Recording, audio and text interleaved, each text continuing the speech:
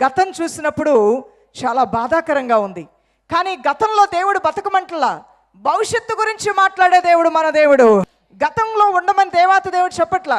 గతం గురించి మాత్రమే ఆలోచిస్తూ జరిగిపోయిన వాటిని గురించి మాత్రమే చింతించే వాళ్ళు భవిష్యత్తులో ఏమీ పొందలేరు, ఏమీ సాధించలేరు. జరిగిన పొరపాట్ల నుంచి మేలు నేర్చుకుందాం, జరిగినటువంటి ఇబ్బందులు కష్టాల్లో నుంచి ధైర్యంతో ముందుకు వెళ్దాం. కొందరు అనుకుంటూ ఉంటాం, ఇక భవిష్యత్తు ఏంటి, పెంచి పెద్ద చేసిన నాన్న చనిపోయాడు మధ్యలో, పెంచి పెద్ద చేసిన అమ్మ చనిపోయింది మధ్యలో, ఆదుకుంటానన్న స్నేహితుడు వదిలేసి వెళ్ళిపోయాడు మధ్యలో, ఎవరో ఒకరు ఏదో సహాయం చేస్తారని వారి మాట మీద ఆశ పెట్టుకున్నాం, కానీ ఆ మాట తప్పారు వాళ్ళు. ఉద్యోగం వస్తుంది, లక్షలు కట్టాం, కానీ ఉద్యోగం ఇస్తానని ఆయన ఎక్కడికి వెళ్ళిపోయాడో తెలియదు. షీట్లు వేసుకున్నాం, కానీ కోట్ల రూపాయలు తీసుకొని పారిపోయాడంట. ఇక మా భవిష్యత్తు ఏంటి?